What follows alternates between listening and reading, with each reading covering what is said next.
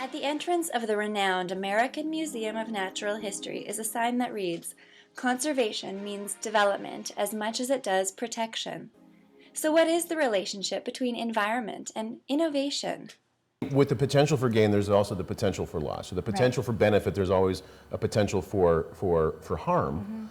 And a really good example of that is something called niche modeling. And here's something where you can use remote sensing of satellite imagery, we can use ground cover information from satellites, we can use climatic variables that we can get from local or remote sensing technology. And based on what we know about a particular species' existence in certain areas, we can actually model with this niche modeling technique and show instantly in a map, in a visual way, where that species could exist.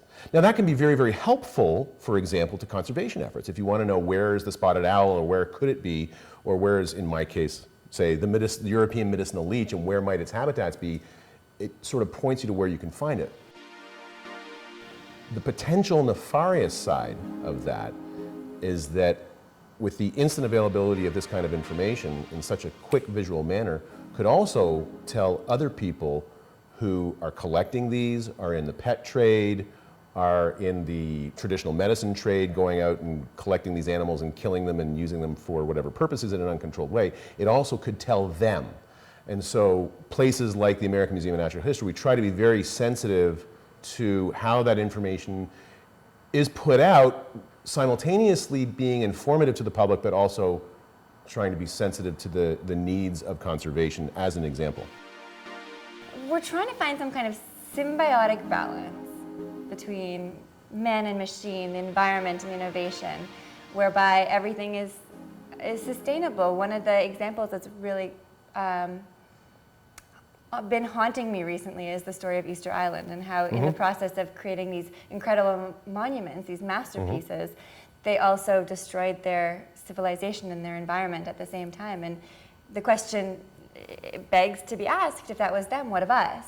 And are we creating these monuments at the cost of our own future with them, or a future that we want to be a part of? And that's why I think it is important to have the biologists, to have people with this view of adaptation. Right out here in the Hudson River and in the East River, there used to be some of the biggest great white sharks around. What has happened? What have we been doing to our environment? How are we impacting our environment with technology? And it is with technology. It's our ability to fish more effectively. It's our ability to trawl the bottom and pull all kinds of things up and maybe not necessarily throw back the live stuff that we don't want.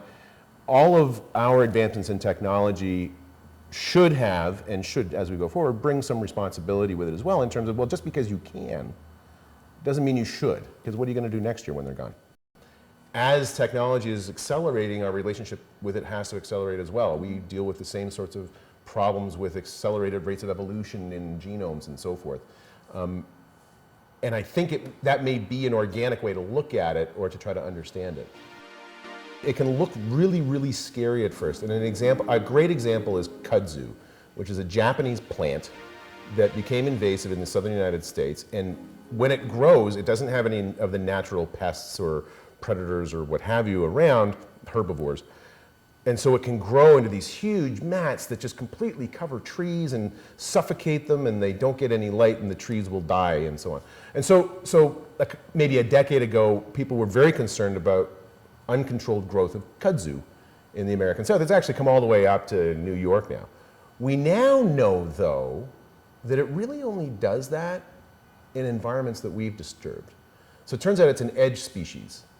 It doesn't go invasive into forests. It hangs around around disturbed areas like roadways and freeways and meadows that people have made for baseball diamonds and things like that. And so in a sense, once we got to understand it better, it wasn't so scary. But it was only through understanding it, getting to know how it's interacting with its environment. Is it invasive? Yes. Is it successful here? Yes. Are we benefiting from it? No. Is it as scary as we thought? Maybe not so much.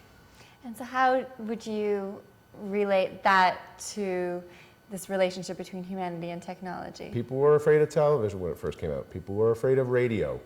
I'm sure there are people who are afraid of Macintosh computers. I shouldn't say Macintosh, that would be bad. I'm sure there are people who are afraid of an electronic mouse. And certainly technology has the potential, and we've seen it so many times, whether it's atomic, nuclear technology. We've seen examples of technology having the potential for great harm, but I think we've also seen examples where once we get to understand it, once we see its potential, and we understand its potential for harm, I think the human spirit comes through, and we, generally speaking, will do the right thing, and we'll shun those who don't. At least I hope we will.